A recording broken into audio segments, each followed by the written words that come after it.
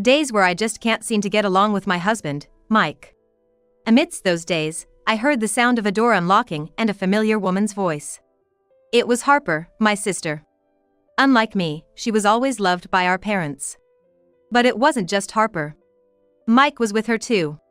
Why are you here today? I quit my job over there. Thought I'd get married. You're not saying you're gonna marry.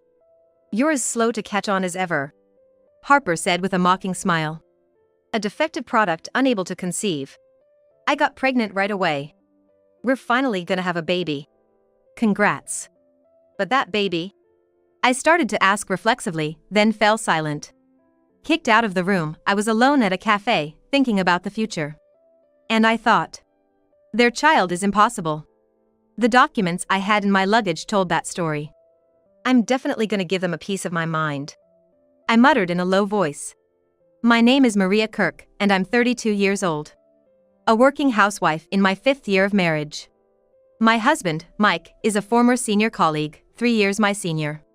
When we got married, I moved to a different company in the same industry, thinking it might cause problems if we stayed at the same company. I thought we had a marriage where we respected each other to a certain extent. But lately, the atmosphere has been ominous. I know the reason. It's because we haven't been able to have children no matter how much time passes. But it's not just my fault. Yet, it was always me who had to endure unsolicited advice and interference. If it were straightforward malice, that might have been easier to handle. Instead, it was all done under the guise of concern, just meddling for meddling's sake. Both our families spoke in such a manner, which was frustrating. Well, there was one person who was purely malicious. Harper, my sister. Ever since we were little, I was always compared to Harper. Harper is so cute, Maria is such a smart girl. Well, that much was still bearable. You really lack the charm and cuteness compared to Harper. Well, with that face of yours. Poor thing compared to Harper, but maybe try to be a bit more girly? Those were the standard comments from relatives and neighbors. I've known this all too well since I was a child. That's why I tried not to place my value there. Fortunately, I didn't hate studying, so I leaned on being smart to get by. But as I got older, I began to feel the sting in my parents' words. You're of marriageable age now, shouldn't you be more mindful of how you appear? You study so hard without care, you won't get even a single boyfriend, will you? I ignored my parents' words, half seriously, half out of spite. And then there was Harper. You should just stay the way you are. That way, I stand out more, right? Despite being fed up and astonished by various things, I went on to university and then found a job. Gradually, I started dating Mike, a senior colleague, and eventually, we got married. I took this opportunity to switch to a different company in the same industry. I actually preferred my original company, but then came strange pressures from around. Above all, Mike said it as if it was obvious, it's odd for a couple to work at the same company, you should resign. I had my doubts. However, everyone I consulted said the same thing, it would be better for you to resign. The exception was perhaps only the female colleagues.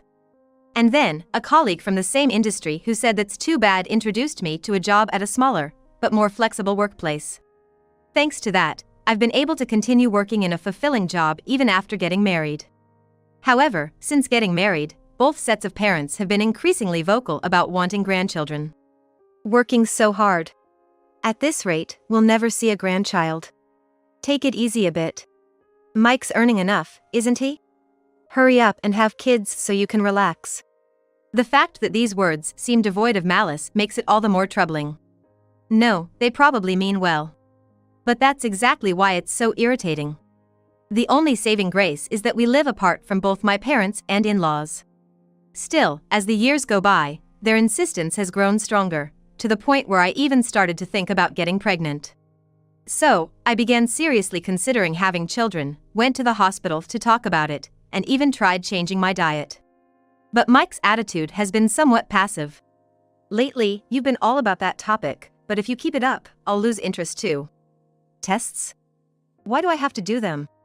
I've explained it each time. We're being pressured by both sets of parents to have children. Considering our age, we'd prefer to have children sooner rather than later. So, I'd like his cooperation for that.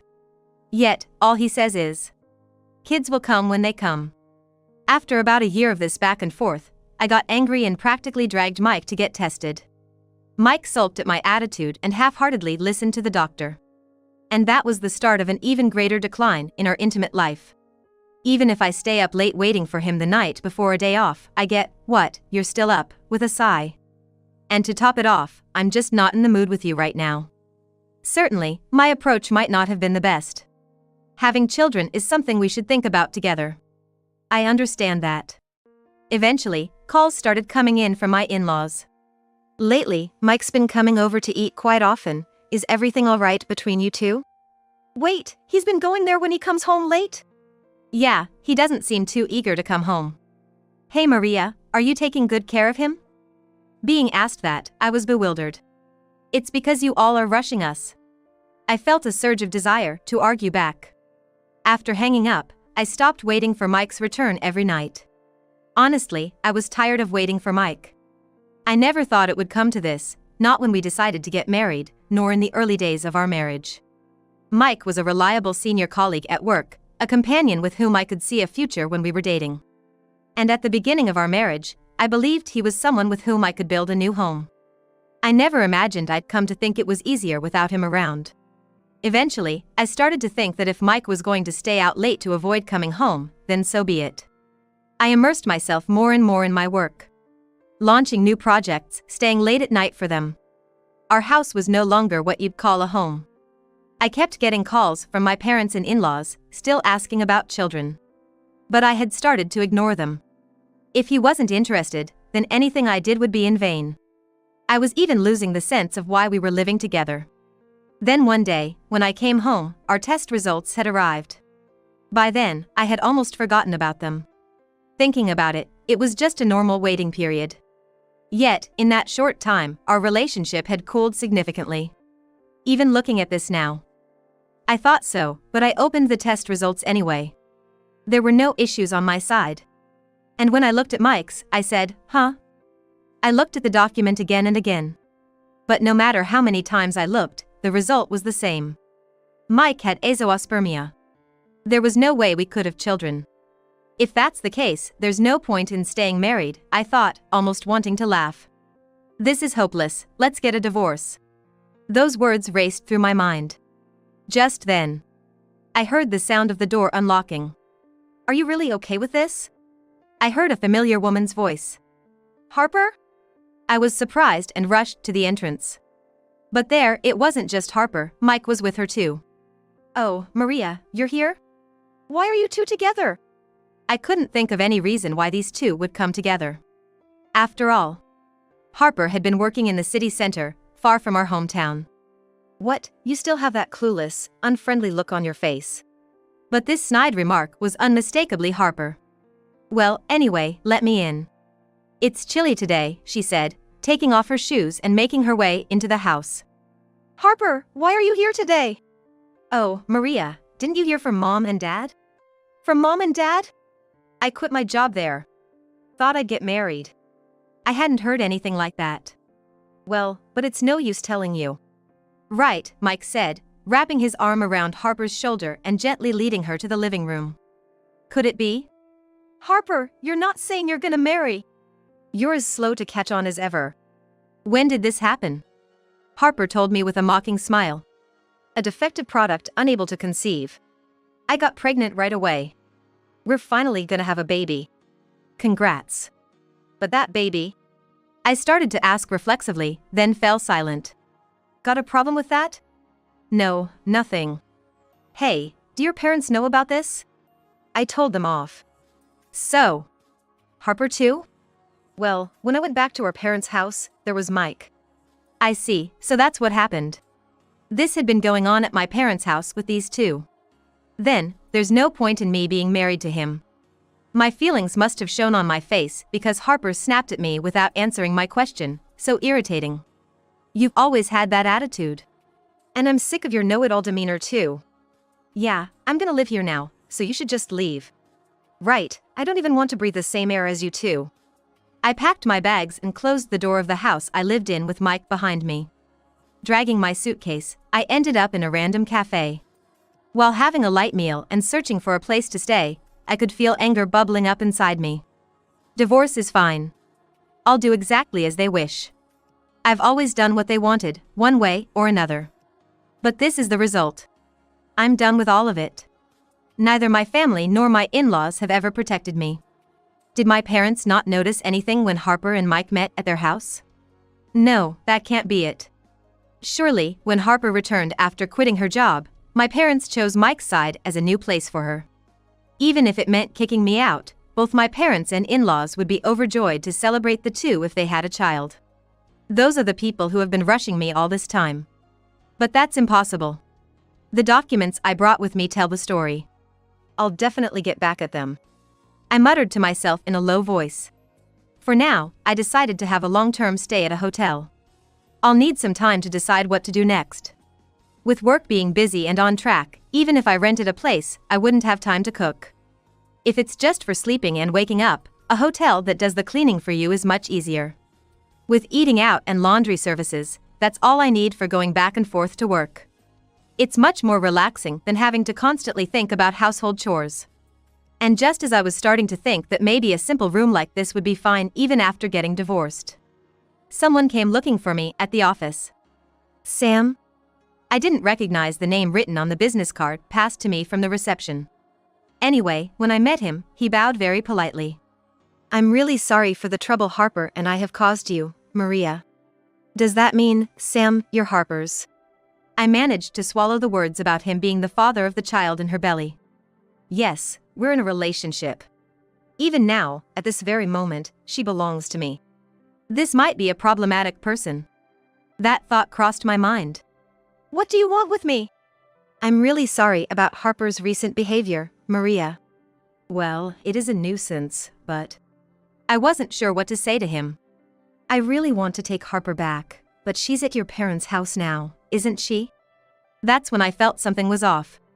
His way of asking left no room for disagreement, yet there was a distance. Are you saying you can't get in touch with Harper right now? That's right.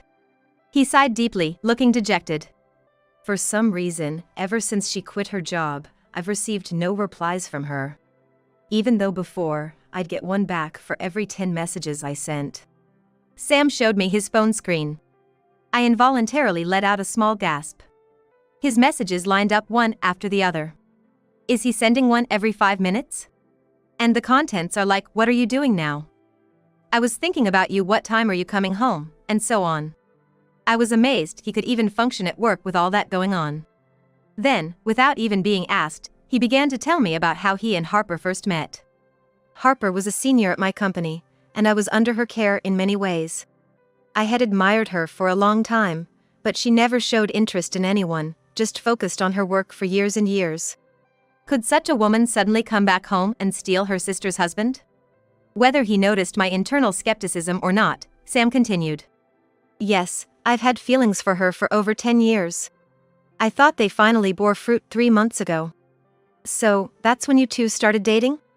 We spent the morning together, so yes, I guess.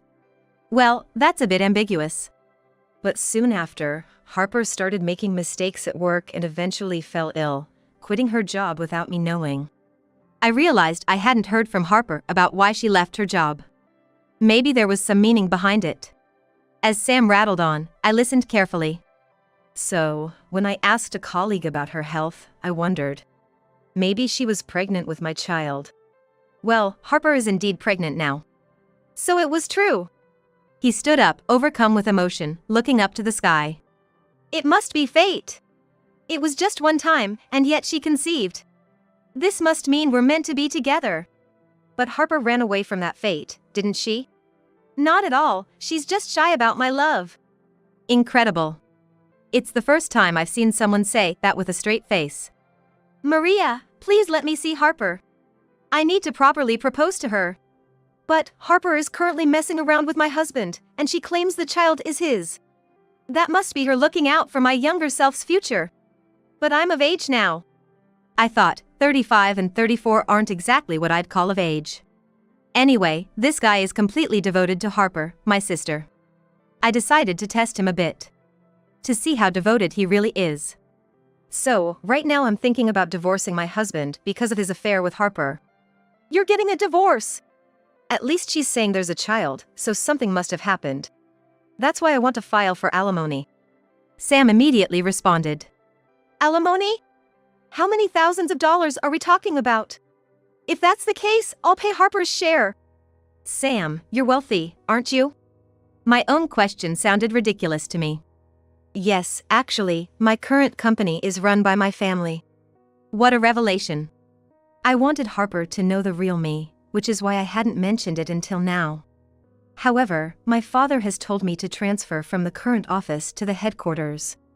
From the way he spoke, it seemed Sam was quite the privileged son. When I mentioned the transfer to Harper, she started responding to my nighttime invitations differently. And then I proposed. Really? She accepted at first. But as days passed, she became distant. Could it be that she grew tired of his persistent messages? Before I knew it, she had quit her job without consulting me. There's no mistake. She ran away. Maybe she thought she'd be a burden because of the pregnancy. Look, I even prepared a ring. He pulled out a ring with a dazzlingly large gem. Being a burden. I don't think that's the case. I blurted out those words effortlessly. No, it's not about being a burden. Probably, she just couldn't stand him on a visceral level. Harper had always been called beautiful and cute by everyone around her, and indeed she was, so she never lacked male attention. But those men always saw Harper as nothing more than a plaything. And Harper probably never felt like she belonged to anyone. But then there was the child. Unexpected, but considering her age, maybe she was ready to latch onto someone. Upon discovering the true identity of this man who had been pestering her, she got involved but eventually ran away from his overbearing control. He sighed deeply. I've always loved Harper. Just when I thought she had accepted me. When I started to talk about marriage seriously, she disappeared. I thought my parents might have forced her back, so I came here. Maria, could you please lead me to Harper? Honestly, I was taken aback by his one-sided torrent of words. But it seemed like this guy could be of use to me. Okay, I understand. But I have one favor to ask. I said, smiling sweetly at Sam. Then, I hired a lawyer and gathered Mike, Harper, and both sets of parents for a discussion. The venue was a room in a hotel. Not the cheap hotel I was staying in, but a proper hotel's small conference room. Quite the fancy hotel for you. Not bad taste. It was just me, the lawyer, Mike, Harper, and our parents, 6 of us facing each other. A set of coffee and tea prepared by the hotel was placed in front of everyone, emitting a very pleasant aroma as it's usually served in the hotel's cafe. In this atmosphere, my hired lawyer began the discussion. Thank you all for gathering today. Regarding the divorce case of the Kirk couple, let's first confirm that both parties agree to the divorce. Mike then confidently replied with a clear face. Of course. Harper is pregnant. There's no point in staying married to Maria, who hasn't shown any signs of pregnancy no matter how long we wait. The two exchanged glances then smiled at each other. The lawyer, ignoring the mood, continued. Maria will be filing for alimony against Mike. Alimony? My mother-in-law exclaimed. What? It's all Maria's fault for not getting pregnant despite our support. Now you're saying Mike is to blame? Exactly, Maria. My father chimed in. And you can't even be happy for your sister having a child? Why would they think like that? I was appalled. So, you're saying you don't want to pay alimony?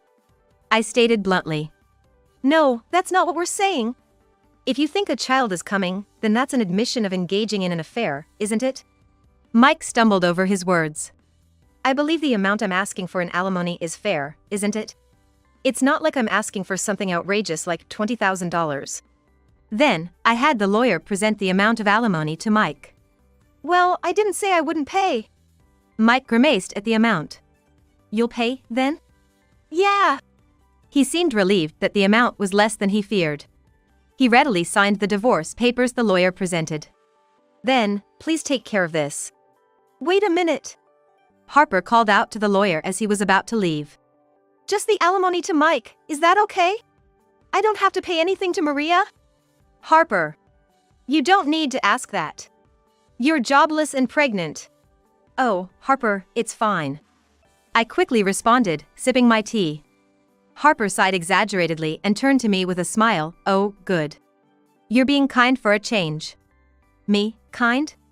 I put down my teacup on the table and smiled slightly. Hey, sister, can you still say that after seeing this? What? I handed Harper the envelope containing the test results I had received earlier. What's this? As Harper rifled through the papers, her expression gradually changed. What the hell is this? Mike, you shouldn't look. Harper tried to hide the documents from Mike. I interjected, Mike, that's the result of the test you took before. I took it with me when I left.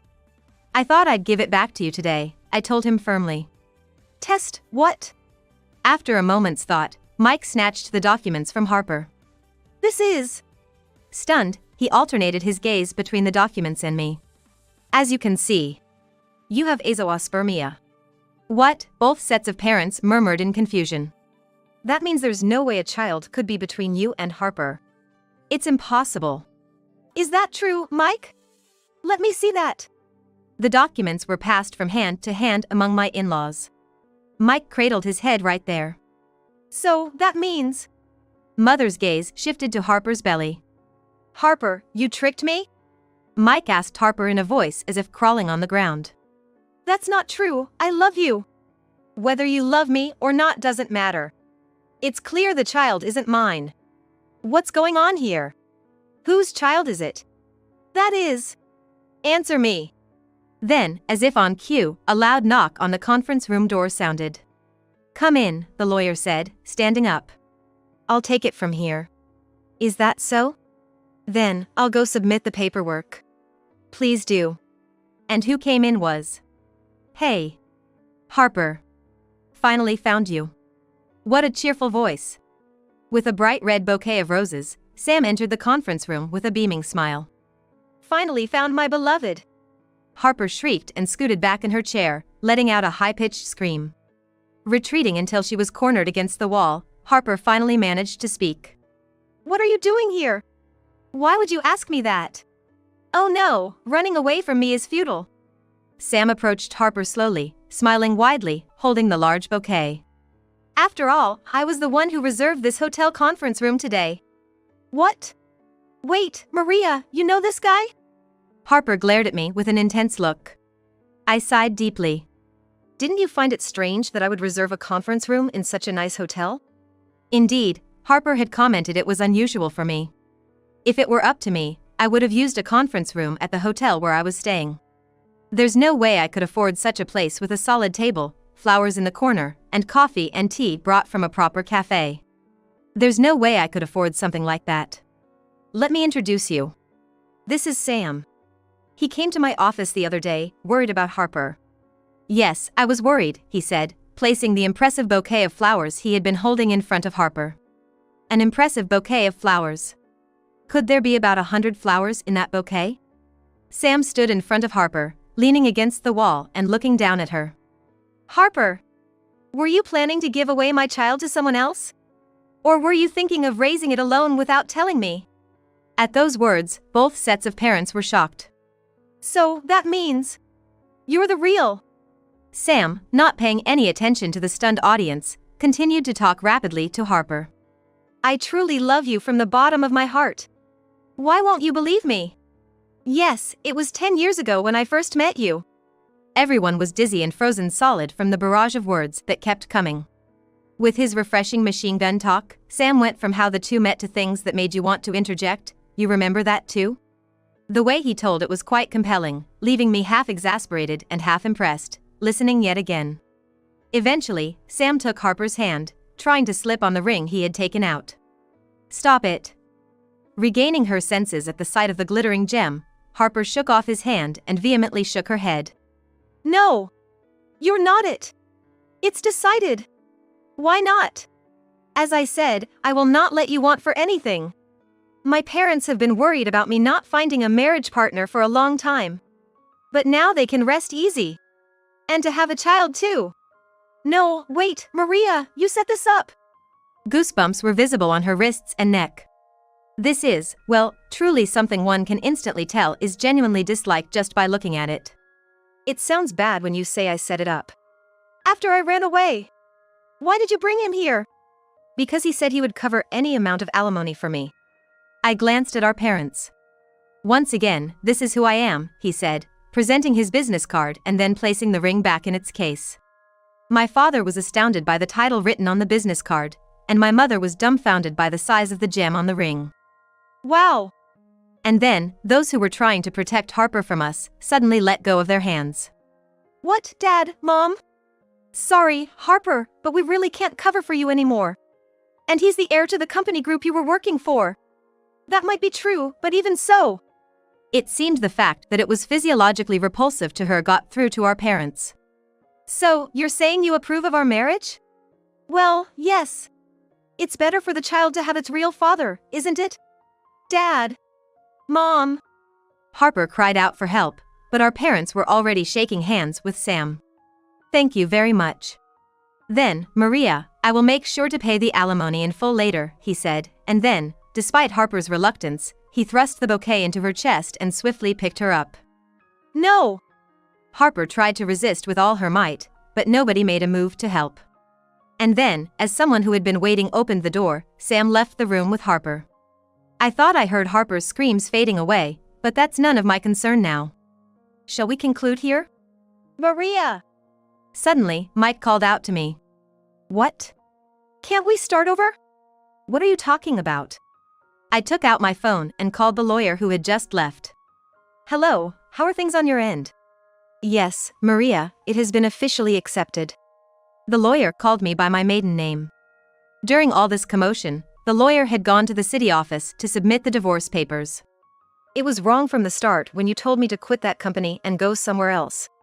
"Did I really say that?" I'm astounded. "Well then, I'll be looking forward to the alimony."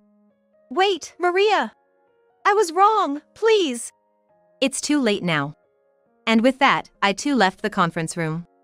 Since then, Mike has gone back to his parents' house and continues to pay me alimony as part of our property division. I've heard through the grapevine that his parents' house has been in a gloomy state ever since.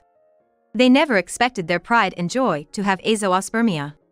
It must be a hard pill for my former in-laws to swallow. They've repeatedly suggested Mike go to the hospital for treatment, but he finds the idea burdensome and is considering leaving home again. But that's not all. Rumors that he cheated on his wife with her sister and got divorced have spread within his company, and he's been questioned about his morals by upper management, effectively blocking his path to promotion. Incidentally, the source of those rumors was my former colleagues. They were unhappy that I had to move to a different company when we got married and quickly spread the word about our divorce, eagerly smearing Mike's reputation. It seems his previous claims that the inability to conceive was my fault have backfired, as the fact of his infertility has also been widely disseminated. As for Harper and our parents, "Please, somehow get Harper to meet with Sam. Talk to him for me." my mother often calls with such requests. Sam, since then, has whisked Harper away to his family home and hastily registered their marriage. Besides the alimony he promised to pay, an equal amount was transferred to me as a thank you. He also frequently sends messages with photos attached, titled "Today's Harper." Though not as frequently as the ones meant for Harper, which I forward to our parents. Not out of kindness, of course. After all, the photos don't reveal where their daughter is. They come crying to me, but I consistently ignore their calls. They thought they could get close to Sam's family, but it hasn't been that easy. It seems all he wanted was Harper and the child she's carrying, treating my parents merely as a means to an end. Even if they kicked up a fuss about it being kidnapping, since the parents had consented to the marriage, there's nothing more they could do. Unable to maintain a relationship with my wealthy in-laws, all they can do now is watch as their favorite daughter's photos show her becoming increasingly haggard day by day. See you tomorrow. Hey, are you staying late again? Yes. I just want to do a bit more research before I go. Since then, I've moved out of the hotel and into a condo. It's not very spacious, but I splurged on a comfortable bed for a good night's sleep just for myself, making it my own little sanctuary. Thanks to that, minimal cleaning is required. Work has picked up, with trips increasing, and sometimes I'm away for half the month. But these days are truly fulfilling. I don't know what the future holds, but for now, I want to enjoy working on my own.